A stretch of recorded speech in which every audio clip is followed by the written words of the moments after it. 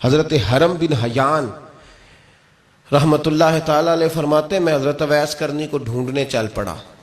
ڈھونڈنے بھی اسے نکلا جسے کسی نے نہیں ڈھونڈا اور جو کبھی کسی کو نہیں ملے. حضرت اویس کرنی، یہ فکرہ کسی درویش نے نا حضرت اویس کرنی کے لیے کہا.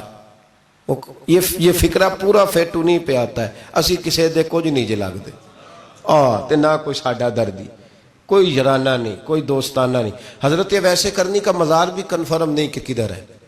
بس اسی کسی دے کچھ نہیں لگ دے. کیا ضرورت ہے؟ بس ٹھیک ہے، اپنا جو ہے انداز سارے زمانے سے علیحدہ کر کے رکھا انہوں نے، علیحدہ، الگ تھلگ. تو حضرت خواجہ اویس کرنی کو ڈھونڈتے ڈھونڈتے کہتے ہیں میں گیا، کرن گیا. حضرت حرم بھی نہیں، یہ داتا صاحب نے اس کو لکھا ہے. فرماتے ہیں میں گیا تو مجھے لوگوں نے کہا وہ تو حج کرنے چلے گئے. کہتے ہیں جب میں مکے گیا تو میں نے لوگوں سے پوچھا اویس کرنی آئے تھے؟ کہنے لگے ہم تو نہیں جانتے. یہ تو میرے جیسے لوگ ہوتے ہیں نا جن کی تصویریں زیادہ نکلتی ہیں تو جن کی ویڈیو زیادہ ہوتی ہے تو لوگ زیادہ جاننے لگتے ہیں، ورنہ رب کریم کے بندے تو چھپے ہوئے چکر میں پڑے ہی نہیں. کون اویس کرنی؟ تو انہوں نے کہا کہ حضرت اویس کرنی، چہرے پر برس کے داغ ہیں، کمزور سا وجود ہے، داڑھی زیادہ گھنی نہیں.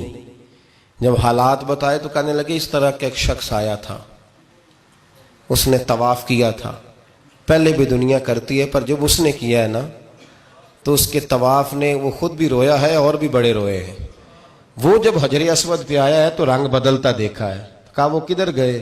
کہنے لگے پورا نہیں پتا، اتنا ضرور خبر ہے کہ ان کے انداز بتاتے تھے کہ اب مدینے جائیں گے. تو جناب حرم بن حیان کہتے ہیں پھر میں مدینے گیا، میں نے خواجہ اویس کو ڈھونڈا. میں نے کہا یار میں نے حضرت خواجہ اویس کرنی کو ملنا ہے، کسی نے بتایا ہے کہ وہ مدینہ شریف آئے. تو لوگ کہنے لگے ہم نہیں جانتے وہ کون ہے. دیکھیں نا دنیا جان گئی، دنیا میں بڑا کچھ ہو گیا. بائی نیم لوگ جاننے لگے، ہوٹلوں پہ پہچاننے لگے، سڑکوں پہ پہچاننے لگے. لیکن بات تو یہ ہے کہ جن کو پہچاننا چاہیے اگر وہ پہچان لیں پھر تو بڑی بات ہے، پھر تو بڑی بات ہے. لیکن اگر وہاں ہی پہچان نہ ہو سکے تو پھر تو معاملہ بڑا الگ سا ہے نا. عزیز بھائی، حضرت خواجہ اویس کرنی کے بارے میں پوچھا تو مدینہ شریف کے زائرین اور وہاں کے مقامی لوگ بھی کہنے لگے کوئی نہیں پتا، ہم نہیں جانتے، ملے ہی نہیں. تو کہا باریک سا وجود ہے، پرانا سا لباس ہے، برس کے داغ ہے، چہرے پہ داڑھی زیادہ گھنی نہیں، کسی کو پاس نہیں بٹھاتے. اور پھر ایک جملہ اور کہا سنا ہے روتے ہیں تو بڑے درد سے روتے ہیں، سنا ہے بھیگی رہتی ہیں پلکیں، سنا ہے ان کی پلکیں بھیگی رہتی ہیں. میں 2-4 دن پہلے کسی سے سن رہا تھا شعر، اس نے کہا تھا ایک واری میری آنکھیاں تو انہوں نے اتھرو پونجے سن ہن چسکا پہ گیا رونے دا ہر ویلے یا ہو زاری ہے. تو کہتے ہیں کہ وہ اس طرح کی اس کی کیفیت ہے. کہتے ہیں میں نے کہا یار وہی تو اویس کرنی تھے، کدھر گئے؟ کہنے لگے کوئی خبر نہیں. جب وہ آئے ہیں تو ان کے آنے کا انداز ہی نرالا تھا، سسکیاں اور آہیں نکل گئیں اس شخص کی جب وہ مدینے آیا. حضرت حرم بن حیان کہتے ہیں میں ڈھونڈتا رہا، تلاش کرتا رہا، پھر میں ان کو ڈھونڈتے ڈھونڈتے عراق میں آیا تو نہر فرات کے کنارے ایک کمزور سے آدمی کو ریت کے ٹیلے پر بیٹھ کے وضو کرتے دیکھا. کہتے ہیں جب ان کا وضو مکمل ہوا تو میں نے کہا السلام علیکم. تو کہتے ہیں انہوں نے چہرہ نہیں پھیرا، وہیں بیٹھے بیٹھے کہنے لگے وعلیکم السلام یا حرم بن حیان، یا حرم بن حیان وعلیکم السلام. تو کہتے ہیں میں نے کہا کہ من انت، آپ کون ہے؟ تو کہنے لگے وہی ہوں جسے تم مکے اور مدینے ڈھونڈتا رہا. تو کہتے ہیں میں نے کہا حضور آپ میرا نام کیسے جانتے ہیں؟ بڑا خوبصورت جملہ ہے، اللہ کرے آپ کو یہ یاد رہ جائے. سبق کبھی نہ بھولنا، یہ سبق کبھی نہ بھولنا.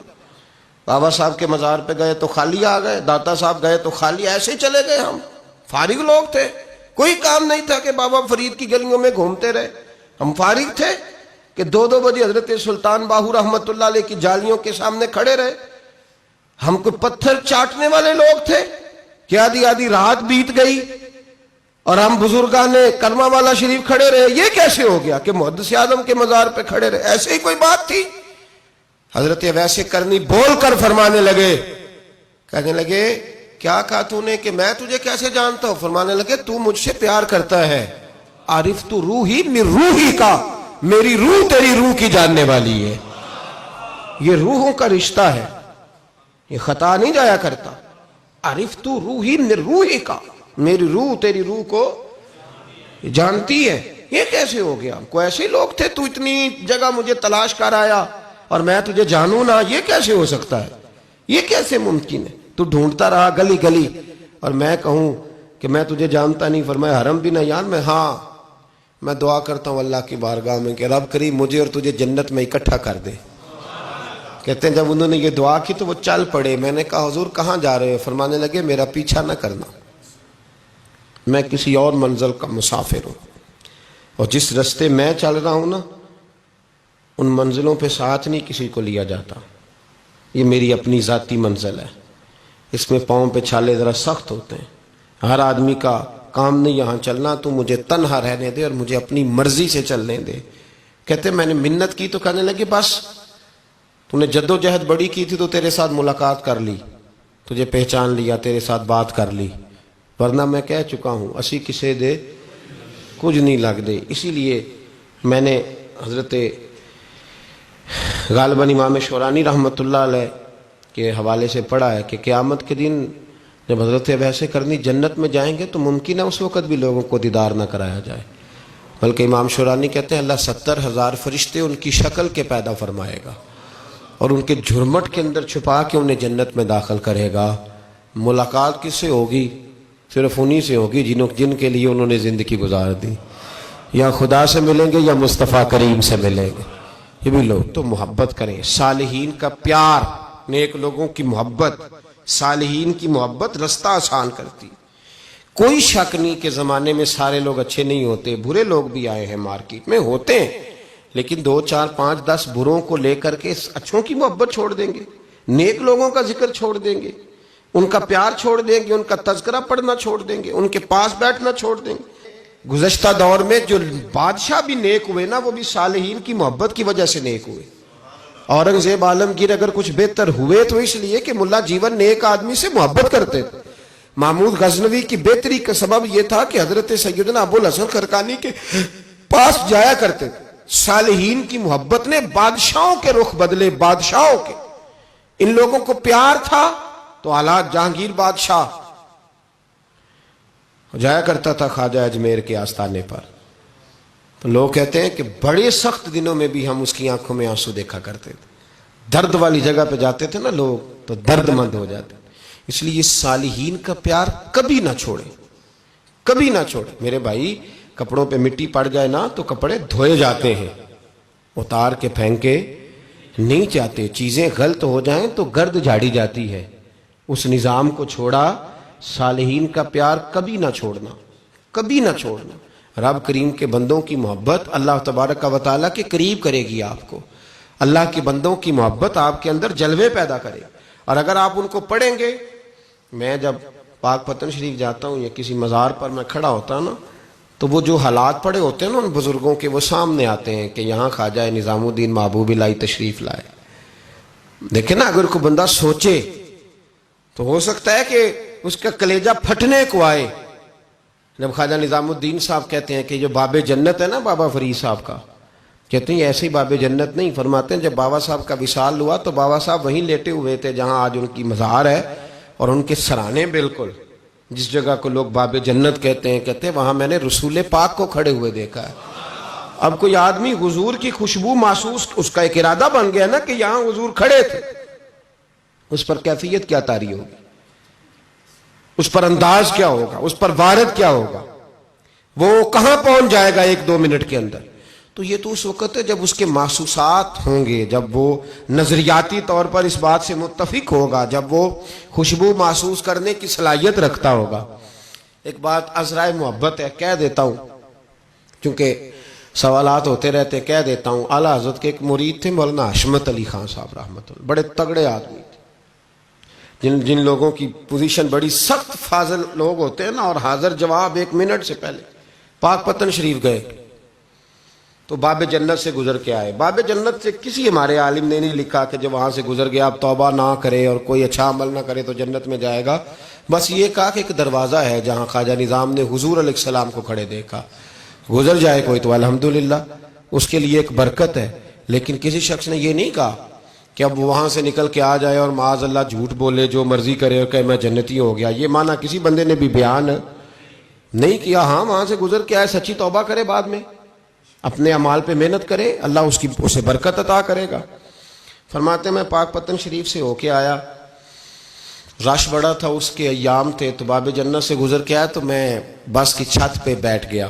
کچھ اور لوگ بھی تھے، تو ان میں سے کچھ ایسے صاحبان بھی تھے جن کو بیماری ہوتی ہے چھیڑ کے رکھنے کی، کوئی نہ کوئی بات کیے رہتے ہیں، یہ ہو گیا تو وہ ہو گیا، کہتے ہیں انہوں نے بات چھیڑ دی، مولانا کہاں سے آ رہے ہیں؟ تو میں نے کہا پاک پتن شریف۔ تو کہنے لگے کہ آپ وہ بہشتی دروازہ جس کو کہتے ہیں باب جنت، وہاں سے بھی گزرے ہیں؟ کہنے لگے الحمدللہ، لائن تو بڑی لمبی تھی پر موقع مل ہی گیا ہے، گزر گیا ہوں وہاں سے۔ تو کہتے ہیں مجھے سونگنے لگ گئے۔ کہنے لگے پھر تو آپ جنتی ہو گئے ہوں گے، پر آپ کے پاس سے جنت کی خوشبو نہیں آ رہی۔ تنزیہ، انہوں نے کہا تنزیہ۔ تو کہتے ہیں انہوں نے طنز کیا تو مجھے بھی حق حاصل تھا، جواب در جواب کی تو اجازت ہونی چاہیے نا۔ میں نے کہا مولانا آپ کیوں سونگ رہے ہیں؟ کہنے لگے میں نے حدیث پاک میں پڑھا ہے کہ جنتی 500 سال بھی دور ہوگا تو اس کے پاس سے خوشبو آئے گی، یعنی 500 سال لگیں گے ابھی اس تک، تو پھر بھی جنت کی خوشبو آئے گی، تو آپ سے تو کوئی نہیں آ رہی۔ کہتے ہیں میں نے ان سے کہا آپ نے ایک حدیث پڑھی ہے، اگلی بھی پڑھ لینی تھی، حضور نے فرمایا جہنمی کو جنت کی خوشبو کوئی نہیں آئے گی۔ یہ نہیں پڑھی آپ نے حدیث، یہ نہیں نظر سے گزری؟ تو کہتے ہیں اب وہ مولانا مجھ سے معذرت کرنے لگے، کہنے لگے یار آپ تو ناراض ہی ہو گئے۔ تو میں نے کہا بھی آپ نے کیوں چھیڑی بات؟ میں نے آپ سے کوئی ڈسکس کیا؟ آپ نے پوچھا کہاں سے، پھر آپ ہی نے کہہ دیا کہ وہاں سے گزرے کہ نہیں جنتی دروازے سے، اور پھر آپ نے ہی اعتراض کر دیا، تو پھر ہمیں اتنا تو حق حاصل ہے نا۔ ہم آپ بھی کرتے ہیں تو ہو جاتے ہیں بدنام، اور تم قتل بھی کر دو تو چرچا نہیں ہوتا، ہمیں بھی تو حق حاصل ہے نا، اتنا تو جواب در جواب ہم دے سکتے ہیں۔ تو بھائی اس لیے صالحین کی محبت کبھی نہ چھوڑیں، اللہ کے بندوں کا پیار کبھی نہ چھوڑیں، کسی بزرگ کا ذکر ہو، کسی صحابی کی بات ہو، اہل بیت حتیٰ کہ انبیاء کرام علیہ السلام، اللہ کے انبیاء کی محبت، ان کی تعظیم، ان کا اکرام اپنے دل میں بٹھائیں، اس کو جگہ دیں۔ یہ تکمیل ایمان کے لیے بڑا ضروری ہے۔ فقد استکمل الایمان کے لفظ آئے حدیث میں، اگر تکمیل ایمان چاہیے تو اللہ کی رضا کے لیے لوگوں سے محبت کرنی چاہیے۔ اللہ عمل کی توفیق عطا فرمائے۔